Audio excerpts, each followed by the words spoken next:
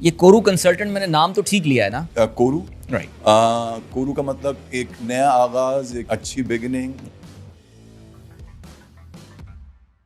نے پاکستان میں بطور کنسلٹنٹ اس پروگرام کو EB2 NIW کو ٹھیک ہے. متعارف کرایا یہاں پہ. They wanted me to do their cases, immigration cases, people who have some sort of exceptional ability. اور پہلے ہمارے ساتھ ہوتا بھی یہی تھا کہ جب لوگوں کو بٹھا کے ہم یہ کہہ رہے ہوتے تھے کہ آپ کو گرین کارڈ ملے گا تو ہمیں ایسے دیکھتے تھے جیسے ہم نے ان سے پتہ نہیں کڈنیز مانگ لی ہیں ان کی دونوں. جو آپ کا CRS ہے، آپ کی ایج اگر زیادہ ہو گئی تو اب آپ PhD بھی ہیں، آپ ایکسپیرینس بھی ہے، آپ کے آئل بھی اچھا آ گیا، لیکن آپ کے پوائنٹ چلے گئے. مدت سے تمنا ہے کہ اقبال کو دیکھوں، ڈھونڈتا پھرتا ہوں میں اقبال اپنے آپ کو، آپ ہی گویا مسافر، آپ ہی منزل ہوں میں. ٹیلی ویژن کے تھرو علی افضل خان شہرت کی بلندیوں پر پہنچتے ہیں. عام طور پہ ٹرکس پہ بھی لکھا ہوتا ہے کہ محنت کر حسد نہ کر. یہ تو اسکیم ہے جی.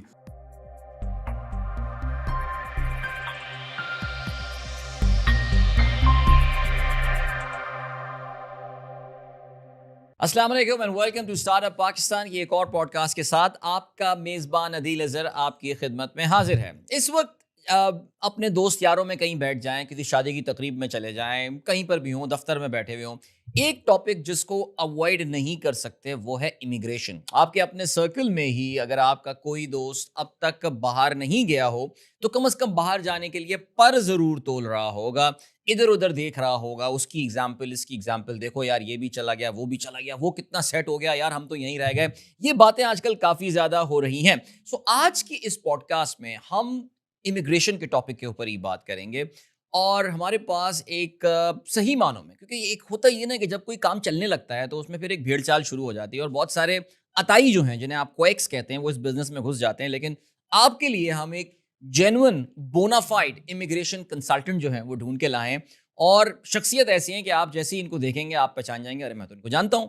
تو ذرا ان کی لائف کے حوالے سے بھی بات کریں گے، ان کے کریئر کی بھی بات کریں گے. And then of course our main topic for today is immigration consultant ہیں، professional immigration consultant. I am very excited about this particular talk because بہت سارے ٹاپکس پہ بات ہونے والی ہے.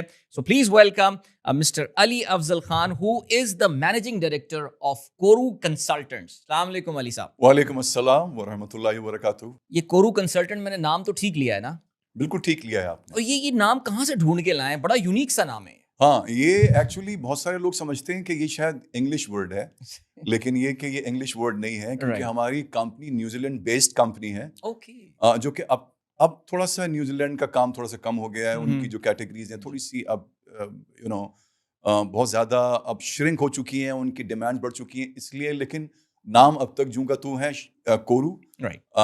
کورو کا مطلب ایک نیا آغاز، ایک اچھی بگننگ، ڈان ان انگلش. یہ وہ نیوزی لینڈ کی جو ماؤری لینگویج، وہاں کی جو ماؤری لینگویج، ان کی انڈیجنس لینگویج ہے، اصل لوگ جو وہاں کے ہیں. بالکل بالکل بالکل. علی افضل خان صاحب، سر ٹیلی ویژن ڈرامے ہم آپ کو جانتے ہیں. میں یہ بولوں کہ بچپن سے آپ کو دیکھ رہا ہوں تو آپ شاید مائنڈ کر جائیں. نہیں، میں جوانی سے آپ کو میں ٹی وی پہ دیکھتا ہوا آ رہا ہوں. سب سے پہلے تو یہ بتائیے کہ آغاز کہاں سے کیا؟ میں consultancy, again I will come back to this, I know آپ you guys want to listen about this, we will talk about this. لیکن ظاہر ایک شخصیت ہمارے سامنے ایسے آئی ہیں جن کو ہم نے بہت سارے سپر ہٹ ٹی وی ڈراموں میں دیکھا. یہ آغاز کہاں سے ہوا ٹی وی ڈراموں کا؟ بچپن سے شوق تھا کہ میں ٹی وی ایکٹر بنوں گا؟ نہیں، بچپن سے بالکل شوق نہیں تھا. بچپن سے شوق تھا سنگنگ کا. اچھا. اور ہمیشہ سے میں اور میرے بڑے بھائی علی امجد خان ہمیشہ سنگنگ کمپٹیشن میں اسکول میں. تو اسکول کے اندر ہمیں فلمی گانے گانے کی اجازت تو ہوتی نہیں تھی، تو وہ جو نیشنل سانگز ہوتے تھے صحیح، تو اس میں ہمیشہ میں اور میرے بڑے بھائی جو کہ اب ان دنوں امریکہ میں مقیم ہیں، تو وہ میں اور وہ ہمیشہ پارٹیسپیٹ کرتے تھے. تو ایک نیشنل سانگز اور نعتیں پڑھتے تھے اور ہم پڑھتے تھے. ٹھیک. تو مجھے میرا جو پہلا شوق تھا وہ سنگنگ تھا. اوکے. اور کوئی مخصوص سنگر جو آپ کو بہت پسند ہو، جس کو آپ کہتے ہو بس سنگر میں ایک فیوریٹ ہوتا ہے نا آپ کا، کون تھا بچپن میں؟ بچپن میں تو مجھے اتنا مطلب یہ کہ یہ نہیں تھا کہ کون سا سنگر ہے. بچپن میں ڈفرینٹ گانے پسند تھے. وہ کشور کے بھی تھے، صحیح، وہ مہدی حسن خان صاحب کے بھی تھے، وہ کہیں مائیکل جیکسن بھی تھے. واہ.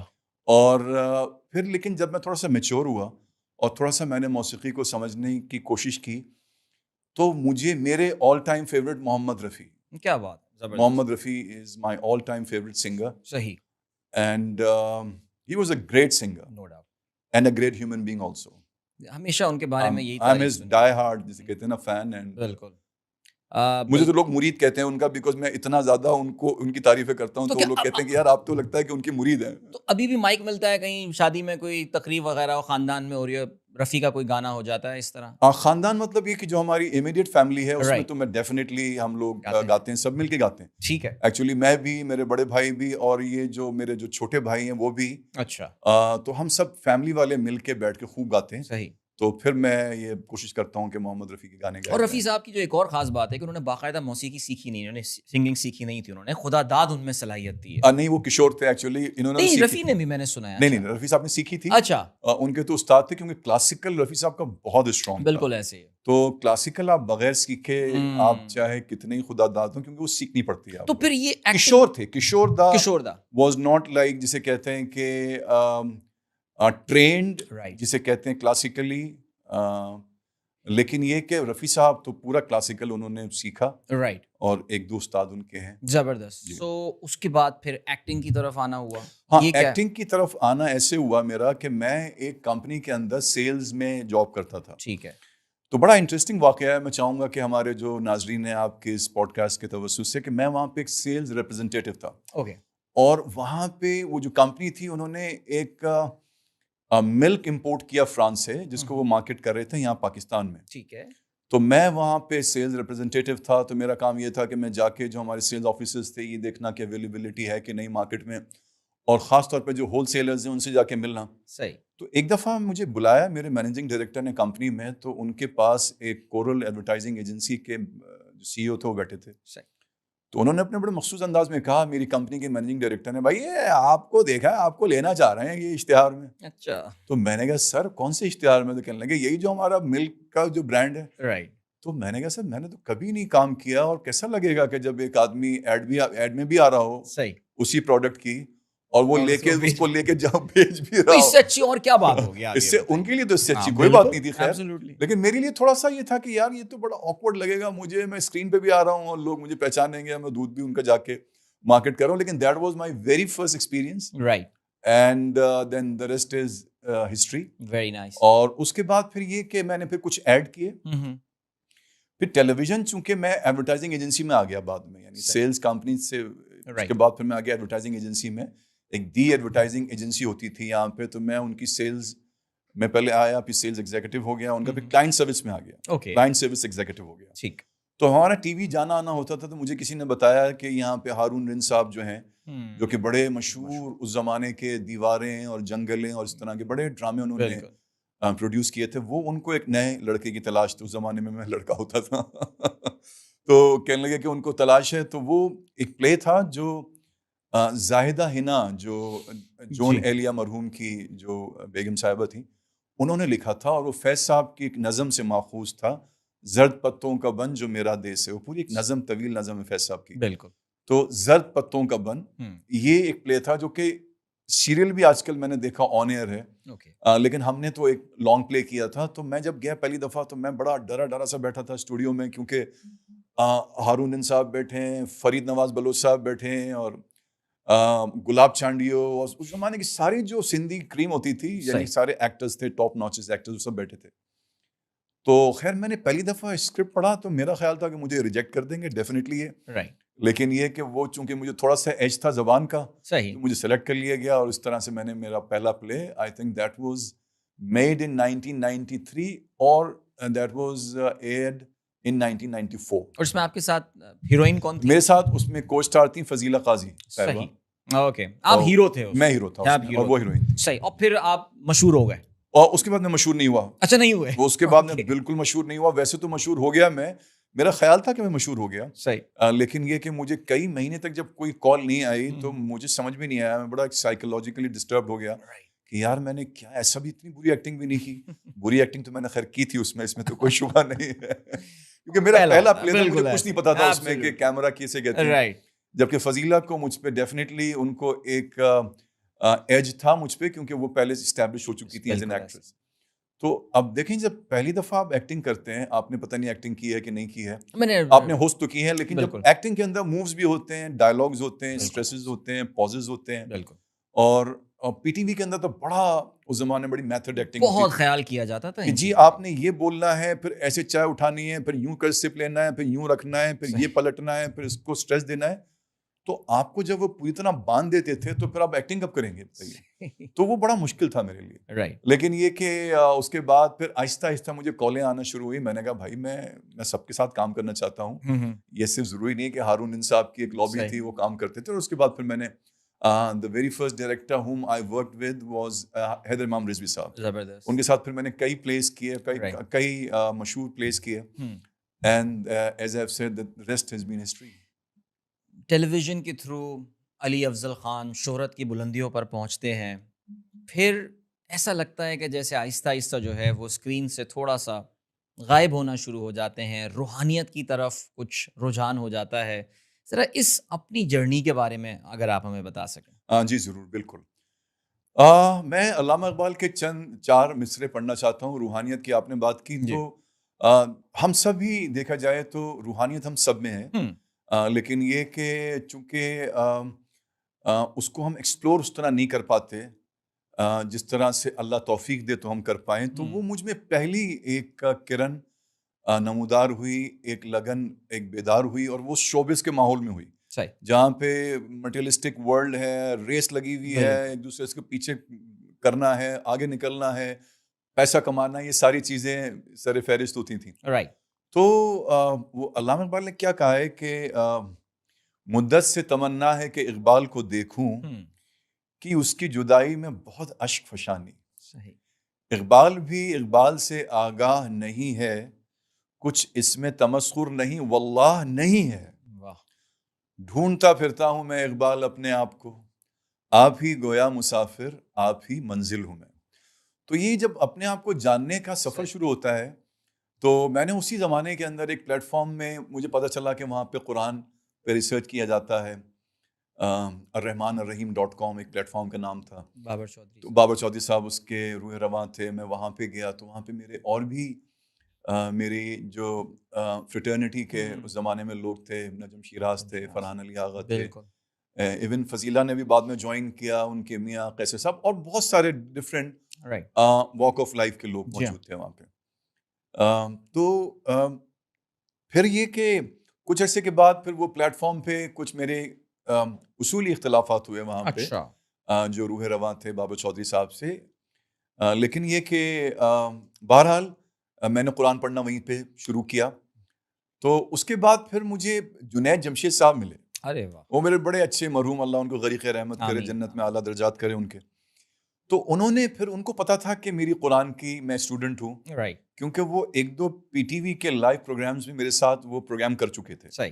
تو وہ میری جو بھی قرآنک نالج تھی تو وہ ان کو اندازہ تھا کہ یہ he could be an asset to Tablighi Jamaat also. So he started working on me کہ یار تم تبلیغ میں آؤ. آپ پہ محنت شروع میں نے شروع کر دی. انہوں نے جیسے کرتے ہیں محنت شروع کرتے ہیں. ٹھیک ہے. پھر میری مولانا طارق جمیل صاحب سے ملاقات کرائی انہوں نے، اور انہوں نے مولانا نے پھر بڑی شفقت اور محبت سے مجھے انہوں نے تربیت کی. میرے بڑے سوال تھے. جنید بھائی تو ہار گئے تھے میرے سوالوں کے جواب، کیونکہ میں میری جو بنیادی کوڈ آف ایجوکیشن تھی یا ہر مسلمان کی، وہ تو قرآن مجید ہے. بے شک. تو میں ان سے یہ کہتا تھا کہ یار قرآن مجید آپ لوگ کیوں نہیں کوٹ کرتے ہیں؟ آپ احادیث کی کتابیں آپ کرتے ہیں کوٹ، لیکن وہ قرآن مجید تو نہیں ہے. تو وہ کہتے تھے کہ یار تم آگے کوٹ کرو، تم تبلیغ میں آؤ، تم کرو. تو خیر پھر آہستہ آہستہ میں تبلیغ میں بھی آیا. پھر میں چلا گیا ان کے ساتھ. ایک وقت آیا وہی اپنے آپ کو ڈھونڈنے کے لیے کہ میں چلے پہ نکل گیا. میری داڑھی بھی خاصی بڑی ہو گئی ان دنوں، میں نے شیو نہیں کی ان دنوں بالکل. میں کافی عرصے ویسے ہی رہا. پھر جب تھوڑا سا میں نیچے آیا، نیچے سے مطلب یہ کہ آپ کو ہر چیز کی شدت اچھی نہیں ہوتی. تو اس کے بعد پھر وہ داڑھی بھی ٹرم ہو گئی، اور پھر میرے چلے بھی کچھ کم ہو گئے، جس کے لیے میرے تبلیغی دوست مجھ سے اکثر نالا رہتے ہیں. لیکن ایک مولانا طارق جمیل صاحب ہیں جنہوں نے تعلق رکھا ہوا ہے مجھ سے. اب بھی جب بھی وہ آتے ہیں کراچی تو کال بھی کرتے ہیں. ان کی بڑی شفقت اور محبت ہے.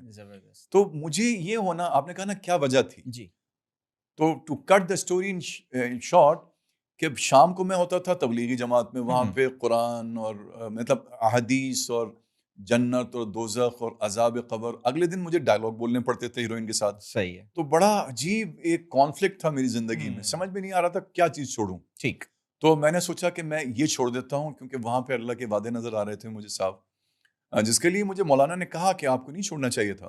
اچھا یہ مولانا نے بولی یہ بات. بعد میں کہی انہوں نے مجھے یہ بات کہ آپ کو نہیں چھوڑنا چاہیے تھا. اس کی وجہ یہ بتا رہے تھے وہ کہ آپ کے ذریعے بہت سارے لوگوں کو اللہ ہدایت دیتا, یہ وجہ تھی. لیکن بہرحال میں نے اس لیے کیا کہ میں سمجھتا تھا کہ اگر میں نہیں چھوڑوں گا تو بہت مشکل ہو جائے گا میرا نکلنا اس فیلڈ سے. نہیں لیکن یہ ڈیسیشن, شہرت کا اپنا ایک نشہ ہوتا ہے علی صاحب, اور اس کو چھوڑنا اتنا آسان نہیں ہوتا. جی سو گھر والوں نے, دوستوں یاروں نے کہا تو ہوگا کہ سوچ لو, دیکھ لو اس بارے میں.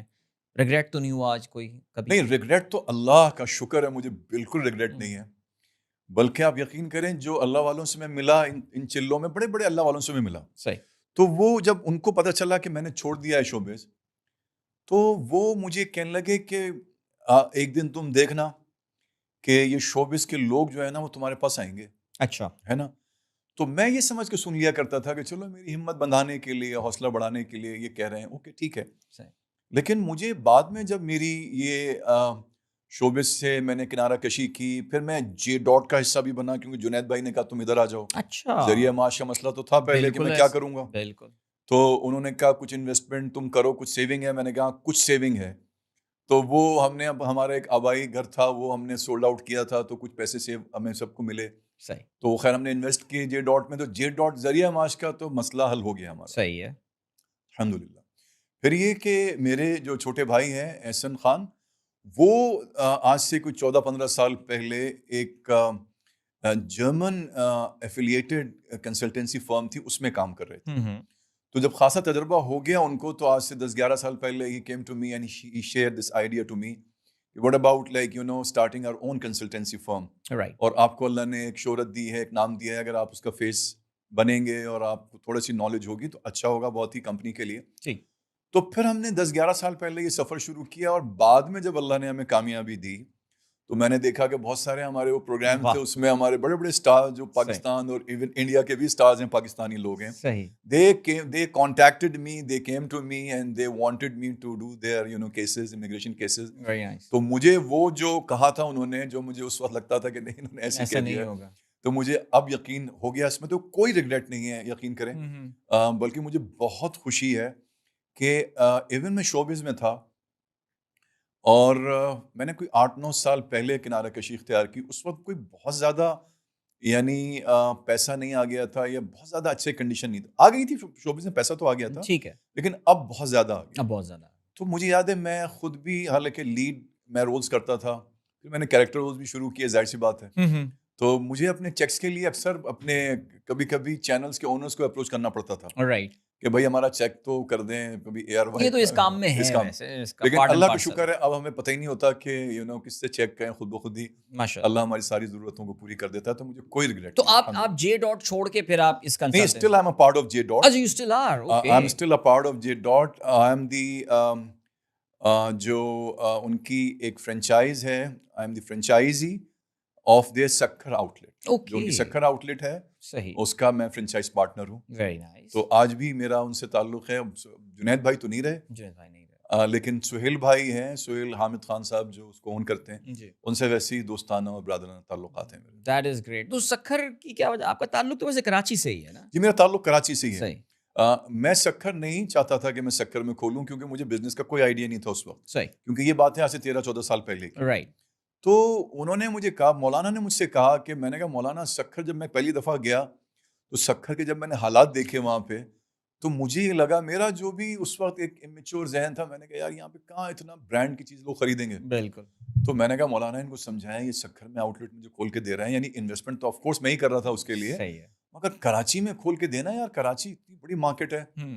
تو مولانا کہنے لگے کہ بھائی دیکھو, تم چپ چاپ وہ جو کہہ رہا ہے نا, تم ابھی کرو وہی, نہ اپنی نظریں آنکھوں کو استعمال کرو, نہ اپنے دماغ کو. بالکل صحیح کہہ رہے تھے, کیونکہ وہ سکھر سندھ کا تیسرا بڑا شہر ہے. بالکل. اور پھر وہ واقعی پہلے مہینے سے ہی وہ جس طرح سے لوگوں نے اس کو خوش آمدید کہا ہے, اور جیسے سیل شروع ہوئی, تو وہ ڈیسیژن بالکل ٹھیک تھا ہمارا. زبردست, دیٹ از بریلینٹ. چلیں, یہ آپ کی جرنی, مزہ آیا اس پورے ڈسکشن کو جاننے میں, اور سوالات اور بھی بہت زیادہ آ رہے ہیں, لیکن we need to come to the main topic which is about the consultancy. So کورو کنسلٹنسی کیم انٹو بینگ, بھائی نے آئیڈیا دیا آپ کو, آئیڈیا جو ہے وہ اچھا لگا, اٹ کیم انٹو ایگزسٹنس. ٹھیک ہے جی. اب یہ بتائیے کہ اس وقت تو بڑے بزی ہوں گے آپ ویسے. ہاں یہ تو بڑا بنیادی ایک سوال پہنچتا ہے. تو میرے خیال سے تو اس وقت چائے پینے کا بھی ٹائم نہیں مل رہا ہوگا آج کل. بالکل ٹھیک کہہ رہے ہیں کہ یہ چند سالوں سے ویسے تو میں نے بتایا کہ ہمارا پورا یہ 10-11 سال پہ محیط ہے ہمارا پورا یہ جو سفر ہے, لیکن چند سالوں سے اس میں خاصی تیزی آ چکی ہے, اور لوگ جتنا لوگوں سے ہوتا ہے کہ وہ ڈفرینٹ جو پیتھ ویز ہیں امیگریشن کے وہ ایکسپلور کرنا چاہتے ہیں, اور وہ اپنی قسمت آزمانا چاہتے ہیں. پہلا کیس یاد ہے جو سکسیسفل کیا تھا آپ نے؟ اس کی بڑی امپورٹنس ہوتی ہے نا. کون سا which was the first case? ہاں ویسے تو اب تو اللہ کا شکر ہے کہ میں بڑی ہیوملٹی سے یہ بات کہہ رہا ہوں کہ مجھے یاد نہیں آ رہا پہلا کیس کون سا ہے, بیکاز اتنے سارے الحمدللہ ہو گئے. لیکن یہ کہ میرا خیال ہے کہ پہلا دو طرح کے ہمارے کیا ہے کہ جب ہم بات کرتے ہیں امیگریشن سروسز کی, تو اللہ کی بڑی مہربانی سے اب جو کورو کنسلٹنٹ ہے وہ پاکستان کی جو امیگریشن کنسلٹنسی ہے, امیگریشن اسسٹنس کے اندر ایک بہت ہی ریلائبل نام ہے. اس کی وجہ یہ ہے کہ ہم نے آج سے 3 سال پہلے ایک یو ایس اے کی امیگریشن بیسڈ ایک کیٹیگری ہے which is called EB2. There are several employment based categories starting from EB1, EB2, EB3, EB4, EB5. But we actually targeted and researched over EB2 NIW. تو ہم نے اس پہ research کی and we actually as a consultant launch this program, جس سے ہمارے بڑے rivals کو بڑی تکلیف بھی ہوتی ہے. وہ کہتے ہیں بھائی ایسے کہتے ہیں جیسے گھر میں بنایا انہوں نے یہ پروگرام. تو گھر میں تو کوئی بھی نہیں بناتا پروگرام, ہمیشہ سے انسان تو ایکسپلورر ہی رہا ہے, ہمیشہ ایکسپلور کرتا ہے.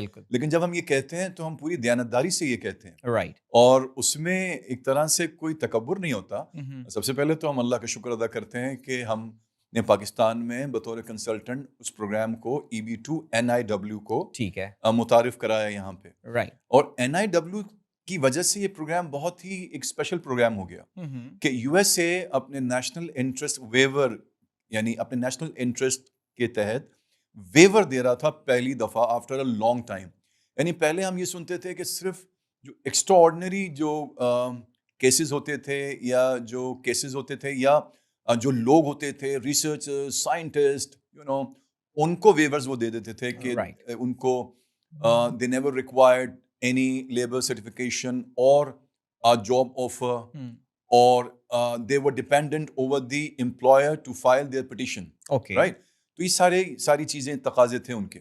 لیکن یہ کہ 2016 کے بعد ہمارے یو ایس اے نے اپنے بہت سے اسکلڈ ورکرز کو بھی جو جن کے پاس ماسٹرز کی ڈگری تھی, 18 ایئرز ماسٹرز کی ڈگری تھی with more than 2 years of experience, یا کسی کے پاس بیچلر کی بھی ڈگری تھی, bachelor not of 14 years but of 16 years, 4 year اور 16 years کا bachelor who with 5 years experience ہو, ان کو امریکہ اپنے نیشنل انٹرسٹ کی وجہ سے ویور دے رہا تھا اگین کہ now they don't require a job offer, nor they require a labor certification, and سب سے above all that they themselves can file the petition.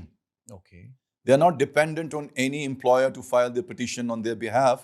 They themselves can file the petition. یہ بہت بڑا ویور تھا. مجھے حیرت یہ ہو رہی ہے علی کہ 2016 تو وہ ٹائم تھا جب ڈونلڈ ٹرمپ امریکہ میں پریزیڈنٹ بنے تھے, اور ڈونلڈ ٹرمپ کو جنرلی ایک اینٹی امیگریشن پریزیڈنٹ کے طور سے جو ہے وہ جانا جاتا تھا. تو وال بنانے کو تیار تھے اور یہ ساری چیزیں تھیں. ان کے دور میں آپ یہ کہہ رہے ہیں کہ یہ EB2 2016 کے اندر ایک ڈائناسار ایکٹ وہاں پہ اس کو ترمیم کی گئی وہاں پہ بھی, ٹھیک ہے. اور یہ ڈائناسار ایکٹ کو انہوں نے یہ اس کو امینڈمنٹ کر کے یہ کہا گیا کہ اب صرف ریسرچرز یا بڑے ہائی کیلیبر سائنٹسٹ ہی نہیں بلکہ اب امریکہ کی یعنی نیشنل انٹرسٹ کے اندر بڑے اسکلڈ ورکرز بھی ہیں جو چاہیے. اور آپ بالکل صحیح کہہ رہے ہیں کہ ڈونلڈ ٹرمپ کے دور میں تو بہت زیادہ اس نے ایکسلریٹ نہیں کیا, لیکن یہ کہ as soon as the Joe Biden ٹوک چارج اس میں بڑی ایکسلریشن آ گئی, اور ایکسلریشن بھی آ گئی, اور خاصے لوگوں کے پھر کووڈ بھی آ گیا 2019 کے بعد. صحیح. پھر وہ جو ان کا جو ان کی ریکوائرمنٹ تھی وہ کووڈ کی وجہ سے اور بڑھ گئی. کیسے بڑھ گئی؟ بیکاز کووڈ کے دوران انہوں نے اپنے جو امپلائیز تھے ان کو انہوں نے کہا وہ گھر بیٹھیں, ٹھیک, یعنی شفل تو کرتے رہتے تھے وہ شفٹوں میں, لیکن most of the time they sit at their homes, ٹھیک ہے, اور they work from their homes. تو اب جب انہوں نے گھر بیٹھے تو ان لوگوں کے دماغوں نے کچھ زیادہ کام کرنا شروع کیا کہ آپ کو پتہ ہے امریکہ کی زندگی تو کتنی تیز زندگی ہے. تو بہت سارے لوگ پھر چلے گئے امیزون پہ یا اپنے کوئی سوشل میڈیا پہ یا کوئی آن لائن بزنسز پہ. تو بے شمار لوگوں نے they quit their jobs. This is what happened after COVID. Great resignation کہا جاتا Yeah, ہے اس yeah, yeah. فینومینن کو. یا اور ہم سنتے ہیں ویسے تو کہ تقریباً 5 to 6 million people quit their jobs. Jobs. تو ان کا ایک ٹرموائل پیدا ہو گیا ان کی مارکیٹ میں, رائٹ. اور جس کی وجہ سے پھر یہ اور EB2 NIW سکسیسفل رہا. تو مزیدار بات سے میں یہ کہہ رہا ہوں پلیز پلیز کہ ہمارے جو کمپیٹیٹرز تھے جب ہم نے یہ لانچ کیا, رائٹ. تو یا آپ کوشچن پوچھ لیں تو اچھا ہے. نہیں میرے ذہن میں سے جو آ رہی تھی بات وہ یہ آ رہی تھی کہ اس کا پروسیس میں جاننا چاہ رہا تھا کہ ایک بندہ ہے جس کا آپ نے بتایا کہ 16 ایئرس کی بیچلر ایجوکیشن یا 18 ایئرس کی ماسٹر ایجوکیشن ہے اور اس کے پاس ایکسپیرینس ہے. سو ایج لمٹ وغیرہ اس میں کوئی ہوتی ہے؟ بیکاز ظاہر ہے لوگوں کو تجسس ہوگا, میرے لیے بھی یہ ایک نیا تعارف ہے, مجھے نہیں پتا تھا. اور کیا یہ ویزا بغیر, آپ کہہ رہے ہیں بغیر کسی جاب آفر کے بھی آپ وہاں پہ پہنچ جاتے ہیں؟ What is the path to the green card there? Because یہ ایک نئی, اور اگر آپ کا کمپیٹیٹر جیسا آپ نے بولا کہ اس کو اس پہ شک ہو رہا تھا, تو شک تو مجھے بھی ظاہر ہے اس وقت ہو رہا ہے کہ یار یہ کون سی چیز ہے. بیکاز ہم تو یہ سمجھتے تھے کہ وہاں پہ جیسے انڈینس بڑی تعداد میں جا رہے ہوتے ہیں, جاب آفرز لے کر جا رہے ہوتے ہیں, وہ ایک سرٹن ویزا کی کیٹیگری ہوتی ہے وہاں پہ, اس وقت مجھے اس کا نام یاد نہیں آ رہا, جس کو پھر آپ انہوں نے کافی کرٹیل کرنے کی کوشش بھی کر رہے ہیں. So how does this work? اگر تھوڑا سا آپ اس پروسیس سے ہمیں لے کر چلیں. جی بالکل. اچھا, آپ نے پہلی کیٹیگری تو بتا دی اس کی جو EB2 NIW کی. Actually there are 2 categories. Okay. ایک تو ہے ایڈوانس ڈگری ہولڈر, جس میں یو رائٹلی سیڈ کہ اس کے اندر ماسٹرز والے, ماسٹر ایڈوانس ڈگری جن کے پاس ہے 18 ایئرز آف ایجوکیشن ہے, یا اس پہ ایون ہائر ہیں, PhD کی ہوئی ہے انہوں نے, یا ڈاکٹریٹ ہیں اگر وہ ہیں, وہ لوگ تو ہیں. اور پلس ایک اور سب کیٹیگری ہے EB2 NIW کی, which is called exceptional ability. People who have some sort of exceptional ability professionally, I mean, right?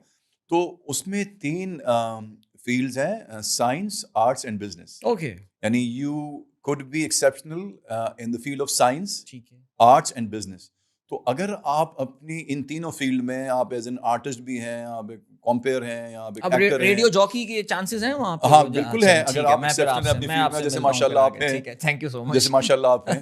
Exceptional کا مطلب یہی ہے کہ اپنی فیلڈ میں ایکسیپشنل, یعنی it's not about the profession is exceptional, no no, right. You need to be exceptional in your like in your profession. بہت سارے اینکرز ہوں گے, بہت سارے ایکٹرز ہوں گے, بہت سارے میوزیشینز ہوں گے, مگر اس میں آپ ایکسیپشنل ہیں. تو اس لیے ایسی سائنس ہے, ایسی آرٹس ہے. تو یہ 2 فیلڈز, 2 سب کیٹیگریز ہیں اس کی. اور بالکل آپ صحیح کہہ رہے ہیں کہ اس میں جاب آفر ریکوائرڈ نہیں ہے, حالانکہ امپلائمنٹ بیسڈ کیٹیگری ہے, which is very hard to believe. اور پہلے ہمارے ساتھ ہوتا بھی یہی تھا کہ جب لوگوں کو بٹھا کے ہم یہ کہہ رہے ہوتے تھے کہ آپ کو گرین کارڈ ملے گا, تو ہمیں ایسے دیکھتے تھے جیسے ہم نے ان سے پتہ نہیں کڈنیز مانگ لی ہیں ان کی دونوں. It was so good to be true at that point of time. تو لیکن یہ کہ اللہ کا شکر ہے وہ جو کچھ ہم نے کہا وہ ہوا. اچھا, مزیدار بات کیا ہوئی, دیکھیں مزیدار بات یہ ہوئی کہ وہ کہتے ہیں نا کہ بلکہ آپ تو عام طور پہ ٹرکس پہ بھی لکھا ہوتا ہے کہ محنت کر حسد نہ کر. حسد بڑی بری چیز ہوتی ہے, بے شک. تو وہ جب وہ لوگ آئے اور لوگ ہمارے پاس آنا شروع ہوئے, تو جو ہمارے کمپیٹیٹرز تھے جو 20-20 سال سے بیٹھے ہوئے تھے, ان کو یہ 10-12 سال پہلے جو لوگ آئے تھے وہ ایک آنکھ نہیں بھائے. رائٹ. اچھا, وہ ان کو کرنا یہ چاہیے تھا کہ اگر ہم ایک چیز مارکیٹ کر رہے تھے تو ان کو ود آل آنیسٹی ریسرچ کرتے اس پہ, اور اگر اس کے اندر کچھ ان کے بریڈ اینڈ بٹر کی بات ہوتی تو خود بھی مارکیٹ کرتے. ایک انٹیلیجنٹ آدمی کو تو ایسے ہی کرنا چاہیے. بے شک. مگر انہوں نے کیا کیا شروع میں, انہوں نے they started criticizing us very hardly. صحیح. اور انہوں نے جناب ہم پہ پروفیشنل فتوے دینا شروع کر دیے, ناٹ مذہبی فتوے. مطلب انہوں نے کہا جی پروگرام ہی یہ جو لیجیٹیمیٹ ہے, یہ تو اسکیم ہے جی. اب میرے لیے اس وقت بڑا مشکل تھا, میں ایک فیس تھا کمپنی کا, میں اللہ سے دعا بھی کرتا تھا یا اللہ یہ تو اسکیم, مطلب بڑے بڑے لوگ کہہ رہے ہیں اسکیم ہے یہ. اور سچی بات ہے شروع میں تو کچھ ٹیسٹ کیس کے طور پہ ہم کر رہے تھے, تو اب وہ بےچارے پھنس گئے یہ کہہ کے. اب دیکھیں چیزیں ہوتی ہیں ڈاکومنٹڈ. جب میں آج کچھ کہہ رہا ہوں تو میری ایک بات ڈاکومنٹڈ ہے, کل آپ مجھے کہہ سکتے ہیں آپ نے تو یہ کہا تھا اس میں, رائٹ. تو وہ چونکہ کہہ چکے تھے کہ جناب یہ اسکیم ہے, انلیجیٹیمیٹ ہے, یہ جی ایویں ہی کہہ رہے ہیں, ان کی نا پٹیشن اپروو نہیں ہوں گی. دیکھیں یہ آپ وہ کر تو لیں گے, پیسے لے لیں گے آپ سے فرنٹ پیمنٹ, لیکن petition will certainly not be approve. تو لیکن پھر اللہ کی مہربانی سے پٹیشن اپروو ہو گئی. پھر انہوں نے کہا جی پٹیشن تو اپروو ہو جائے گی, نو NVC will never contact you for visa filing. وہ NVC کا لیٹر بھی آ گیا. پھر انہوں نے کہا جی پھر یہ ان کا انٹرویو نہیں ہوگا. اور انٹرویو ہو گیا. ٹھیک ہے. پھر انہوں نے کہا جی ان کو ویزا گرانٹ نہیں ہوگا. اللہ کی مہربانی سے اب ویزا گرانٹ بھی ہو گئے. تو اب انہوں نے کیا کیا, انہوں نے چند مہینے پہلے یا شاید ہارڈلی 8-10 مہینے پہلے ان کو کسی نے سمجھایا بھائی جان یہ آپ نے پہلے خامخواہ اس کو حرام قرار دیا ہوا ہے, اس سے آپ کو تو آپ اپنا نقصان ہی کر رہے ہیں. رائٹ. کہ اگر آپ اس کو حلال قرار دے دیتے جو کہ ہے وہ, تو آپ کچھ نہ کچھ شیئر لے لیتے اس چیز سے اپنا. تو پھر وہ انہوں نے they actually return from their words. Right. اور انہوں نے پھر ہماری پروسیسنگ ٹیم میں سے ایک ہمارا جو انٹرن ہی ایک بچہ آیا تھا جو سیکھ رہا تھا, کیونکہ اس کو انہوں نے ہائر کیا وہ بچے کو, وہ جا کے انہوں نے پروسیسنگ کی. تو یہ سب, اور جب بھی میں کہتا ہوں وہ تو عز من تشاء و تو ذل من تشاء, تو ان کو بڑی زور سے تکلیف بھی ہوتی ہے. تو یہ کہ بھائی علی یہ پورا process how long does it take, یعنی ایپلیکیشن فائلنگ سے لے کر لینڈنگ ان امریکہ تک, یہ کتنا لمبا پروسیس ہوتا ہے؟ کہ امریکہ کا تو میں نے یہ سنا ہے بہت ٹائم لیتے ہیں امیگریشن میں, ویزا دینے میں, انٹرویو کے. اب تو کووڈ کے بعد سے 1.5 سال جو لوگ وزٹ ویزا پہ خاص طور سے جا رہے ہوتے ہیں ان کو تو بہت لمبا ایک ٹائم ڈیوریشن دی جاتی ہے. So how long is that duration? اچھا, سب سے اچھی بات یہ ہے کہ جو آپ بالکل صحیح کہہ رہے ہیں, فیملی بیسڈ امیگریشن ہوتی ہے, رائٹ, وہ دے you know take so long, کیونکہ وہ فیملی بیسڈ ہوتی ہے. بالکل. لیکن امپلائمنٹ بیسڈ کا چونکہ اس کی بائی ڈیفینیشن ایسا کوئی بھی, وہ انہوں نے ویو تو کیا ہوا ہے اس کو, لیکن آف کورس ان کے پاس امپلائمنٹ ہی کرنی ہے, آپ نے جا کے وہاں پہ جاب کرنی ہے. ٹھیک. تو وہ ان کی لیبر مارکیٹ میں کوئی بھی جاب ایسی تو نہیں ہے کہ وہ 10 سال 20 سال تک انتظار کرے. تو سب سے اچھی بات یہ ہے EB-2 NIW کی کہ یہ 2 سے 3 سال maximum, which is a very short time period if it is compared with other immigrant categories. So you'll find it pretty shorter than other categories. Because family based تو میں نے بتایا کہ جیسے لوگ آپ پوچھیں کسی کو کہ آپ کے بھائی نے کیا ہو گیا, 15 سال ہو گئے, 15-20 سال ہو گئے, 18 سال ہو گئے. تو سب سے اچھی بات یہ ہے کہ اگر آپ نے آج اسٹارٹ کیا تو ود ان لائک 2-2.5 سال 3 سال کے اندر اندر, اس میں 6 مہینے آپ کم بھی کر لیں اور 6 مہینے بڑھا بھی سکتے ہیں, تو 2-2.5 سال کے اندر ہو جائے. نہیں, میں پتہ ہی میں آپ کو بتاتا ہوں, ابھی آپ نے یہ 15-20 سال کی بات کی, میرے ایک بڑے اچھے قریبی دوست جو میں نے اپنے انٹرو میں بولا تھا نا, کسی نہ کسی کے سرکل میں کوئی نہ کوئی امیگریٹ آج کل کر رہا ہے, انہوں نے 2007 میں اپنی اپلیکیشن جو ہے وہ فائل کی تھی. 17 سال بعد جا کے ان کا جو ہے وہ فیملی ویزا کے تھرو, جو فیملی کیٹیگری ہوتی ہے اس میں, تو اب جا کے وہ ہیوسٹن میں لینڈ ہوئے ہیں. تو اس وقت تو ان کی شادی ہوئی تھی, اب ماشاء اللہ بچے بڑے بڑے ہو گئے ان کے. سو علی یہ تو ہمیں بڑا اچھا سمجھ میں آ گیا, یہ EB-2 NIW جو آپ نے کیٹیگری بتائی ہے آئی تھنک, اور باقی ساری تفصیلات نیچے آپ دیکھ سکتے ہیں, وہ سب آپ کے پاس اویلیبل ہوگی ان آر ڈسکرپشن. اگر آپ کانٹیکٹ کرنا چاہیں تو ظاہر ہے آپ کورو کنسلٹنٹ کی ٹیم آپ سے رابطہ کر لے گی اس میں. بٹ میں I was going through your website, اور اس میں ایک اور کیٹیگری جس کا ذکر ہوا ہے وہ E2 انویسٹمنٹ ویزا ہے. یعنی اب ہر کسی کے پاس تو ظاہر ہے اس لیول کی ایجوکیشن یا جو آپ نے پروفیشنل ایکسلنس کی آپ نے بات کی ہے وہ نہیں ہوتی. I think this is an alternate to landing in America as well. تھوڑا اس کے بارے میں بتائیے. ہاں بالکل, بہت اچھا آپ نے سوال کیا, because it's a very good جسے کہتے ہیں pathway for those who do not have that academic history اور ایکسپیرئنس. بیکاز یہ E2 سب سے پہلے تو یہ ایک امیگرنٹ کیٹیگری نہیں ہے, یہ ایک نان امیگرنٹ کیٹیگری ہے, اور اس میں کامیابی کی صورت میں آپ اور آپ کی فیملی, یعنی آپ اور آپ کی اسپاؤز اور آپ کے وہ بچے جو 21 سال سے کم عمر ہیں, ان کو 2 سال کا ویزا ملتا ہے, اور آپ کے اسپاؤس کو بھی وہاں پہ جاب آتھرائزیشن سرٹیفکیٹ ملتا ہے, یعنی وہ جاب بھی کر سکتے ہیں وہاں پہ. تو سب سے پہلی بات تو یہ کہ it's not an immigrant category, it's a non immigrant category, but it is one of the fantastic categories. Why? Because اس کے اندر آپ کے پاس اگر $75,000 سے لے کے $1 لاکھ ہو, جو کہ تقریباً 2 کروڑ تقریباً بنتے ہیں, 2.5. اور آپ کے پاس ایک اچھا بزنس پلان ہے جس میں you can always have a startup business, right, or you can buy one of the existing businesses also there, جو اس میں آ جائیں $1 لاکھ کی اس میں. اور سب سے پہلے تو آپ کو بہت شکر ادا کرنا چاہیے بینگ اے پاکستانی, جہاں پہ ہمیں بہت شکایتیں ہیں پاکستان سے. وہاں پہ آپ کو پتہ ہے کہ سب سے بنیادی جو تقاضا ہے, اس کا ریکوائرمنٹ ہے جو مینڈیٹوری ہے, وہ یہ ہے کہ you have to belong to one of those countries which have signed the treaty with USA, Treaty of Navigation and Commerce. ٹھیک ہے. تو سب سے پہلے کہ آپ دیکھیں, India is not among those list, is not among those countries. Russia is not there, China is not there, but Pakistan is certainly there. ٹھیک ہے. تو سب سے پہلے یہ ایک بہت اچھی بات ہے کہ being a Pakistani you can utilise this visa, E2 visa. ٹھیک. اینڈ ایز آئی سیڈ کہ یہ ایک انویسٹمنٹ ویزا ہے, لیکن یہ وہ انویسٹمنٹ نہیں ہے جیسے EB5 ایک اور کیٹیگری ہے, تو اس کے وہ جو کہ امیگرنٹ کیٹیگری ہے, اس کی investment you will be surprise to know it would either be $800,000 اور $1,050,000.